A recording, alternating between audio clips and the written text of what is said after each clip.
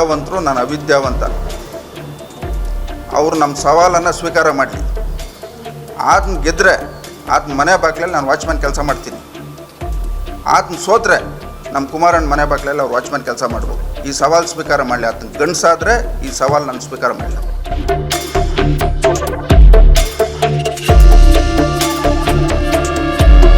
ಶಾಸಕ ಪ್ರದೀಪ್ ಈಶ್ವರ್ ಅವರೇ, ನೀವು ಗಂಡಸಾಗಿದ್ರೆ 2028ರ ವಿಧಾನಸಭಾ ಚುನಾವಣೆಯಲ್ಲಿ ಗೆಲ್ಲಿರಿ.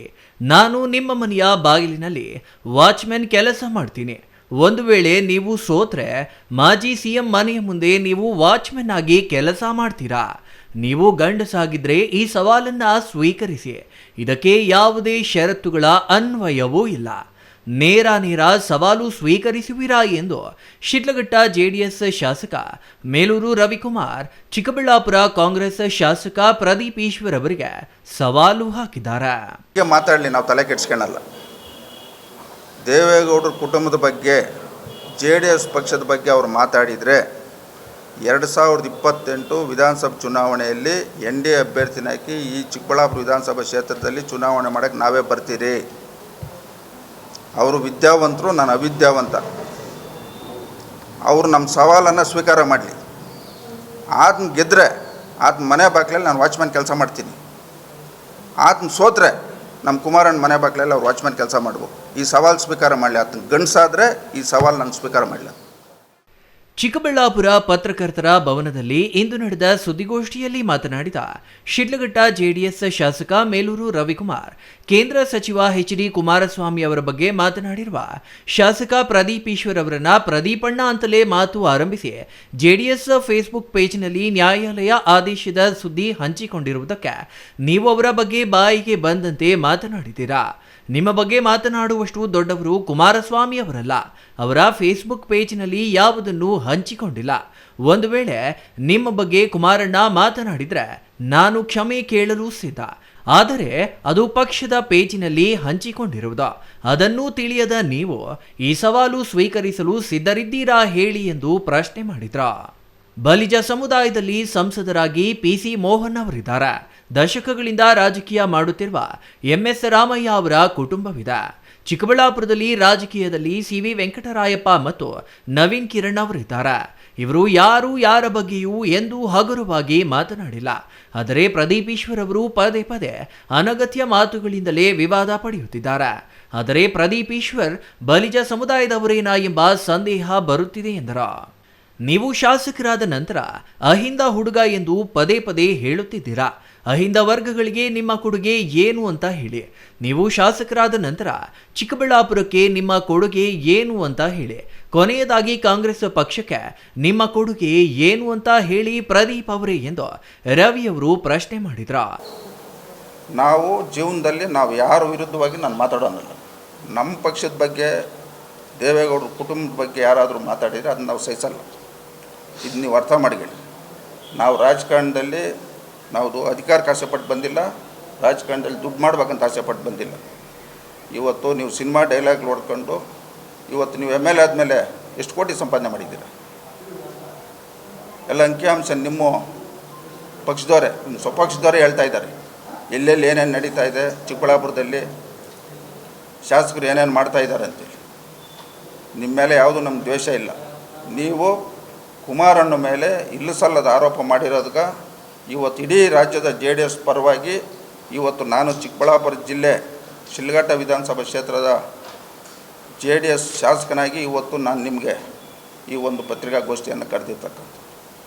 ನಿಮ್ಮ ಮೇಲೆ ನಮ್ಗೆ ಯಾವುದೇ ವೈಯಕ್ತಿಕವಾಗಿ ದ್ವೇಷ ಇಲ್ಲ. ನಿಮ್ಮ ಬಗ್ಗೆ ನಾವು ಯಾವತ್ತಾದರೂ ಮಾತಾಡಿದ್ರಿ? ಯಾರ ಬಗ್ಗೆನ ಮಾತಾಡಿದ್ದೀರಿ ಇದುವರೆಗೂ? ಇವತ್ತು ನೀವು 23ರಲ್ಲಿ ಗೆಲ್ಲಬೇಕಾದ್ರೆ ನಿಮ್ಮ ಮಕ ನೋಡಿ ಯಾರು ಓಟ್ ಹಾಕಿಲ್ಲ. ಪ್ರದೀಪ್ ಈಶ್ವರ್ ಮಕ ನೋಡಿ ಯಾರು ಓಟ್ ಹಾಕಿಲ್ಲ. ಕಾಂಗ್ರೆಸ್ ಪಕ್ಷದವರೆಲ್ಲ ಸಿಂಬಲ್ ನೋಡಿ ಓಟ್ ಹಾಕಿದ್ರು. ಮಿಕ್ನಾದವರೆಲ್ಲ ಯಾಕೆ ಓಟ್ ಹಾಕ್ಯಾರು ಅಂತ ನೀವು ಆತ್ಮಾಲೋಕನ ಮಾಡ್ಕೊಳ್ಳಿ. ನೀನು ಎಷ್ಟೋ ಜನ ಮಕ್ಕಳಿಗೆ ಇವತ್ತು ವಿದ್ಯಾಭ್ಯಾಸ ಕೊಡ್ತಾ ಇದೆಯಲ್ಲ, ಇವತ್ತೆಲ್ಲ ಅಂಕಿಅಂಶಗಳು ಹೇಳ್ತಾ ಇದೆಯಲ್ಲ.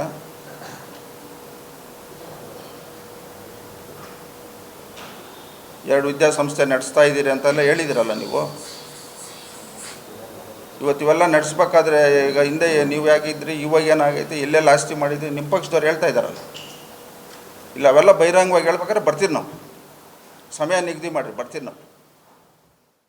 2023ರ ಚುನಾವಣೆಯಲ್ಲಿ ನಿಮ್ಮ ಮುಖ ನೋಡಿ ಯಾರೂ ಮತ ಹಾಕಲಿಲ್ಲ.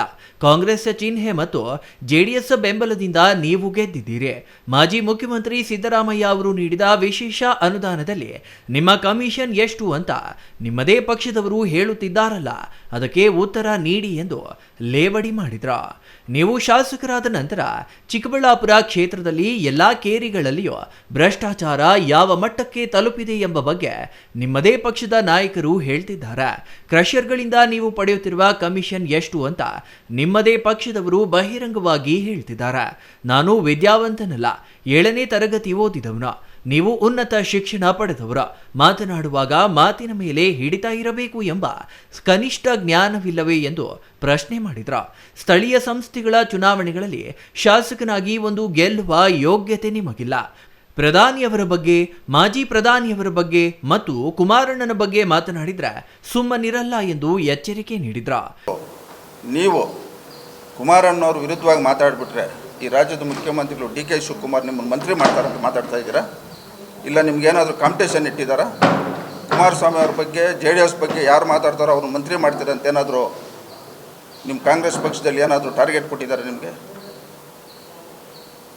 ಏನು ಕುಮಾರಸ್ವಾಮಿ ಅವ್ರ ಬಗ್ಗೆ ಮಾತಾಡೋಕ್ಕೆ ನಿನ್ಗೆ ಅರ್ಹತೆ ಏನಾಯಿತು? ಈ ಕ್ಷೇತ್ರದಲ್ಲಿ ನೀನು ಚುನಾವಣೆ ಗೆದ್ದಾಗ ನಿನಗೆಷ್ಟು ಮತ ಬಿತ್ತು? 2024 ಲೋಕಸಭಾ ಚುನಾವಣೆಯಲ್ಲಿ ಕಾಂಗ್ರೆಸ್ ಪಾರ್ಟಿಗೆ ಎಷ್ಟು ಮತ ಬಿತ್ತು? ಲೋಕಲ್ ಬಾಡಿಗಳಲ್ಲಿ ಯಾವ್ಯಾವ ನೀನು ಕಾಂಗ್ರೆಸ್ ಪಾರ್ಟಿ ಅಭ್ಯರ್ಥಿಗಳು ಗೆಲ್ಲಿಸಿದ್ಯಾ? ನಿನ್ನ ಕೊಡುಗೆ ಏನು ಕಾಂಗ್ರೆಸ್ ಪಾರ್ಟಿಗೆ? ನಿನ್ನ ಕೊಡುಗೆ ಏನು ಚಿಕ್ಕಬಳ್ಳಾಪುರ ವಿಧಾನಸಭಾ ಕ್ಷೇತ್ರದಲ್ಲಿ ನಿನ್ನ ಕೊಡುಗೆ ಏನು ಕಾಂಗ್ರೆಸ್ ಪಾರ್ಟಿ? ಇವತ್ತು ದೇವೇಗೌಡರ ಕುಟುಂಬದ ಬಗ್ಗೆ, ಕುಮಾರಣ್ಣವ್ರ ಬಗ್ಗೆ ಮಾತಾಡೋದು ಇಲ್ಲಿಗೆ ನಿಲ್ಲಿಸ್ಬೇಕು. ನೀವು ಮುಂದೆ ಏನಾದರೂ ಇದೇ ರೀತಿ ನೀವು ಮಾತಾಡಿದರೆ ಮುಂದೆ ಬರ್ತಕ್ಕಂಥ 28 ವಿಧಾನಸಭಾ ಚುನಾವಣೆಯಲ್ಲಿ ನಾವು ಚಿಕ್ಕಬಳ್ಳಾಪುರದಿಂದ NDA ಅಭ್ಯರ್ಥಿಯನ್ನು ಇಲ್ಲಿ ಕಣಕ್ಕಿಳಿಸಿ ನಿಮ್ಮ ವಿರುದ್ಧವಾಗಿ ನಾವೇನಾದರೂ ಗೆಲ್ಲಿಸಿಲ್ಲ ಅಂದರೆ ನಾನು ರಾಜಕಾರಣ ಬಿಟ್ಟು ನಿಮ್ಮ ಮನೆ ಬಾಗಿಲಲ್ಲಿ ಬಂದು ನಿನ್ನ ಸಲ್ಯೂಟ್ ಹಾಕ್ಕೊಂಡು ನಾನು ವಾಚ್ಮ್ಯಾನ್ ಕೆಲಸ ಮಾಡ್ತೀನಿ. ಇಲ್ಲ ನೀನು ಸೋತ್ರೆ ನಮ್ಮ ಕುಮಾರಣ್ಣ ಮನೆ ಮುಂದೆ ಬಂದು ನಿಂತ್ಕೊಂಡು ನೀನು ವಾಚ್ಮ್ಯಾನ್ ಕೆಲಸ ಮಾಡಬೇಕು. ಈ ಸವಾಲು ನೀವು ಸ್ವೀಕಾರ ಮಾಡಿ. ಶಿಡ್ಲಘಟ್ಟ ಕ್ಷೇತ್ರದಲ್ಲಿ ನನಗೆ ಮತ ಹಾಕಿ ಗೆಲ್ಲಿಸಿದ ಕಾರಣಕ್ಕೆ ನನ್ನ ಕ್ಷೇತ್ರದ ಜನರು ಸಂತೋಷವಾಗಿದ್ದಾರೆ. ಆದರೆ ನಿಮ್ಮ ಕ್ಷೇತ್ರದಲ್ಲಿ ಒಮ್ಮೆ ಓಡಾಡಿ ನೋಡಿ, ನಿಮಗೆ ಯಾಕೆ ಮತ ಹಾಕಿದ್ದೇವೆ ಅಂತ ಜನ ಅಸಮಾಧಾನ ಹೊರಹಾಕ್ತಿದ್ದಾರೆ. 3 ವರ್ಷದಲ್ಲಿ ನಿಮ್ಮ ಸಾಧನೆ ಹೇಳಿ ಶಾಸಕರೇ ಎಂದು ರವಿಕುಮಾರ್ ಪ್ರಶ್ನೆ ಮಾಡಿದ್ರು. ನೀವು ಗಂಡಸಾಗಿದ್ರೆ ನನ್ನ ಸವಾಲನ್ನ ಸ್ವೀಕರಿಸಿ 2028ರ ಚುನಾವಣೆಯಲ್ಲಿ ಗೆದ್ದು ತೋರಿಸಿ. ನಿಮ್ಮ ಮನೆ ಬಾಗಿಲಿನಲ್ಲಿ ನಾನು ವಾಚ್ಮೆನ್ ಆಗಿ ಕೆಲಸ ಮಾಡ್ತೀನಿ. ನೀವು ಸೋತರೆ ಕುಮಾರಣ್ಣನ ಮನೆ ಬಾಗಿಲಲ್ಲಿ ವಾಚ್ಮೆನ್ ಕೆಲಸ ಮಾಡಲು ಸಿದ್ಧರಿದ್ದೀರಾ ಹೇಳಿ ಎಂದು ಮತ್ತೊಮ್ಮೆ ಸವಾಲು ಹಾಕಿದ್ರ. Thoudanahalli Ramesh, CTV news, Chikkaballapur. ಅವರು ವಿದ್ಯಾವಂತರು, ನಾನು ಅವಿದ್ಯಾವಂತ. ಅವರು ನಮ್ಮ ಸವಾಲನ್ನು ಸ್ವೀಕಾರ ಮಾಡಲಿ. ಆತನ ಗೆದ್ದರೆ ಆತನ ಮನೆ ಬಾಗಿಲಲ್ಲಿ ನಾನು ವಾಚ್ಮ್ಯಾನ್ ಕೆಲಸ ಮಾಡ್ತೀನಿ. ಆತನ ಸೋತ್ರೆ ನಮ್ಮ ಕುಮಾರಣ್ಣ ಮನೆ ಬಾಗಿಲಲ್ಲಿ ಅವ್ರು ವಾಚ್ಮ್ಯಾನ್ ಕೆಲಸ ಮಾಡ್ಬೋದು. ಈ ಸವಾಲು ಸ್ವೀಕಾರ ಮಾಡಲಿ. ಆತನ ಗಂಡಸಾದರೆ ಈ ಸವಾಲು ನಾನು ಸ್ವೀಕಾರ ಮಾಡಲಿ.